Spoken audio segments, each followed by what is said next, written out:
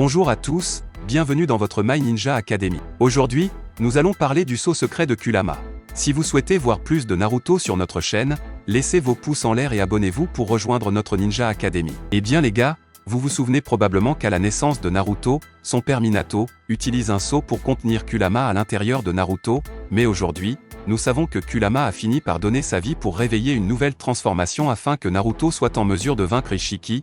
Kurama est maintenant parti. Depuis qu'il n'y a plus de bête à queue à sceller dans le corps de Naruto, qu'est-ce qui a pu arriver à ce puissant sceau que son père lui a placé?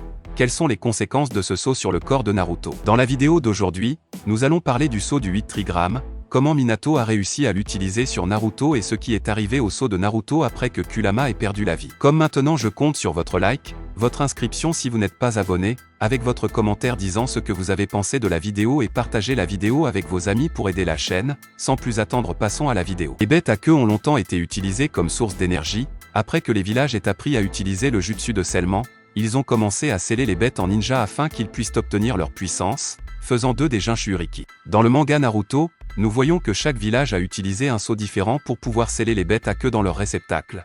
Par exemple, Konoha a utilisé le style de scellement 8 trigrammes. Kumogakure a utilisé le sceau de l'armure de fer, qui est une version de scellement puissante mais non comparable au sceau des 8 trigrammes.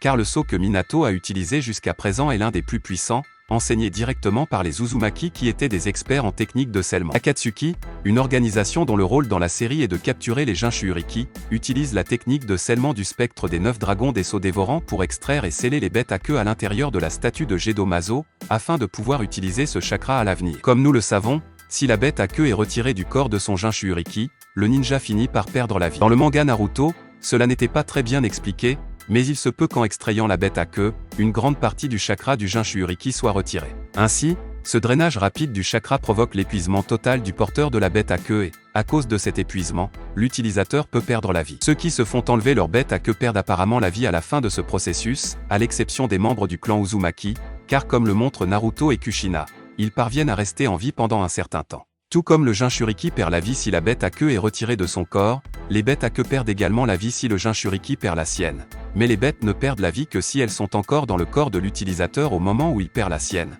revenant dans le futur. Après que leur chakra ait été retiré, les bêtes à queue n'ont plus aucun lien avec leur ancien porteur, seulement s'ils ont un grand lien comme Gaara et Shukaku, car l'un pouvait comprendre l'autre très bien sans même parler. Pour cette raison, les bêtes à queue ont tendance à être très protectrices envers leurs Jinchuriki et prennent toutes les mesures nécessaires lorsque leur vie est en danger, mais cela ne se produit que lorsqu'elles se sentent menacées ou si elles ont un grand lien d'amitié avec leurs Jinchuriki. Avant que Kurama ne soit scellé dans Naruto, il était dit que la bête à queue pouvait survivre même si son Jinchuriki perdait la vie, le seul inconvénient étant que la bête devrait attendre longtemps avant de pouvoir revenir à la vie car son chakra devrait s'unifier. Il existe de rares exceptions où un Jinchuriki a survécu à l'extraction d'une bête à queue, comme dans le cas de Gaara qui, après avoir fait extraire Shukaku grâce à un jutsu interdit, a réussi à revenir à la vie, ou encore Naruto qui a fait extraire Kurama lors de la 4e confrontation ninja mais qui a réussi à survivre grâce à l'aide d'Obito. Sceau qui maintient une bête à queue scellée à l'intérieur de sa femelle Jinchuriki est à son stade le plus faible lorsqu'elle est en travail, en raison de l'alimentation de l'enfant dans l'utérus, de sorte que le sceau serait complètement affaibli.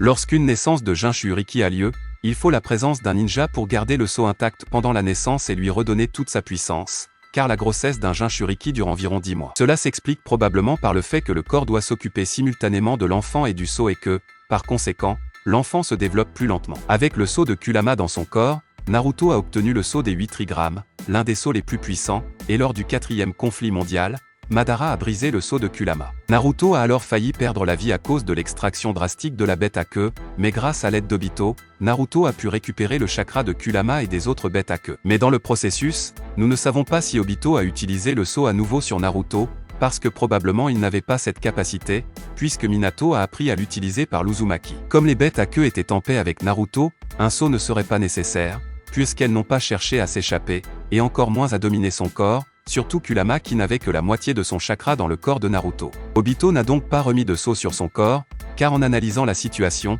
beaucoup de Jinchuriki ne possédaient même pas de sceau, du moins pas un sceau révélé, seul Naruto et Killer Bee possédaient un sceau de bête à queue, peut-être parce que leur bête à queue possédait une grande quantité de en plus de la haine et du manque de contrôle que ces deux bêtes à queue possédaient, car elles étaient celles qui méprisaient le plus l'humanité, mais grâce à leurs Jinchurikis actuels, les bêtes à queue ont pu changer, devenant plus amical envers l'humanité. Un autre exemple que je peux utiliser est Obito quand il est devenu un Jinchuriki a dit que, il avait un contrôle total sur la bête non scellée, mais si quelque chose interférait avec cet équilibre de chakra, les bêtes à queue qui formaient les 10 queues ont commencé à se rebeller. Le sceau ne servirait donc qu'à maintenir le contrôle total de la bête à queue, car sans ce sceau, si la bête à queue veut se rebeller contre son porteur, elle peut perdre le contrôle total de son corps, tout comme Obito. Puisque Naruto n'était plus en conflit avec Kurama, il ne serait plus nécessaire d'utiliser le sceau pour la contenir, puisqu'ils étaient devenus les meilleurs amis, le sceau ne serait nécessaire que si Kurama essayait de le dominer. Donc, si Naruto utilisait le sceau pour garder Kurama sous contrôle, cela reviendrait à montrer qu'il ne fait pas confiance à Kurama. Le sceau des 8 trigrammes,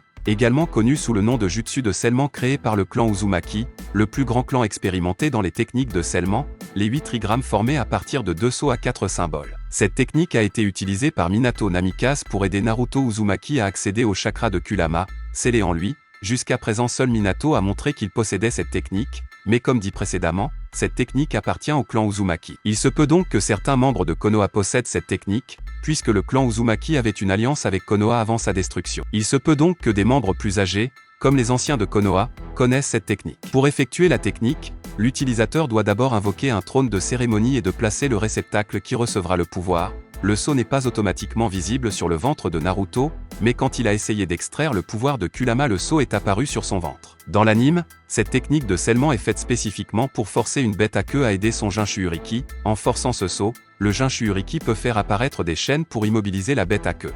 Tout comme Naruto a utilisé lors de sa confrontation avec Kurama à l'intérieur, après avoir vaincu le renard et absorbé son chakra, il a utilisé les chaînes et les piliers pour garder Kurama immobile afin que la bête à queue puisse entendre ses paroles. Après cela, il utilise le sceau à nouveau pour l'enfermer dans les portes. Au cours du manga Naruto, nous voyons que le sceau va progressivement s'affaiblir, surtout après l'intervention d'Orochimaru, donnant ainsi une chance à la bête de se libérer. Grâce à son influence, la bête peut faire en sorte que son utilisateur retire son sceau pour la libérer. Chaque fois que Naruto et Kurama parlaient, il a été à l'intérieur du subconscient de Naruto, à la porte d'entrée de l'endroit où Kurama a vécu. Dans le passé, il y avait un rouleau de papier qui dit sceau, où le sceau de blocage qui a gardé le renard à l'intérieur était, mais après leur union, il n'était plus nécessaire. Minato a également scellé son chakra restant et celui de Kushina dans Naruto avec ce sceau, de sorte que lorsqu'il allait retirer le sceau pour libérer Kurama, ils apparaîtraient dans son subconscient pour l'arrêter. Le sceau lui-même a évolué au cours du combat entre Naruto et Kurama, devenant un nouveau sceau plus fort, permettant à Naruto d'avoir un contrôle encore plus grand sur Kurama, mais lorsqu'ils sont devenus amis, le sceau a été pratiquement brisé. Donc, à partir du moment où Naruto a libéré Kurama, le sceau que Minato a placé sur son corps avait déjà été affaibli ou même cessé d'exister, mais son sceau a été en fait retiré lors de son affrontement avec Madara. Comme nous pouvons le voir, Naruto a perdu son sceau après que Madara ait retiré Kurama et le pouvoir de son corps, donc pendant Boruto, il n'a probablement pas utilisé de sceau pour contenir Kurama. Le pouvoir provenait uniquement de la confiance et de l'amitié qu'il avait l'un pour l'autre, ce qui était suffisant pour qu'aucun sceau ne soit nécessaire pour contenir le chakra de Kurama. Ainsi, de nombreux fans attendaient de savoir si Naruto avait encore du pouvoir en lui, mais avec tout ce que nous avons vu, la réponse semble être non. Mais je veux savoir ce que vous pensez de tout cela. Est-ce que Naruto cache encore un pouvoir à utiliser à l'intérieur d'un sceau sur son corps? Commentez votre opinion pour nous et abonnez-vous pour continuer à faire grandir votre chaîne.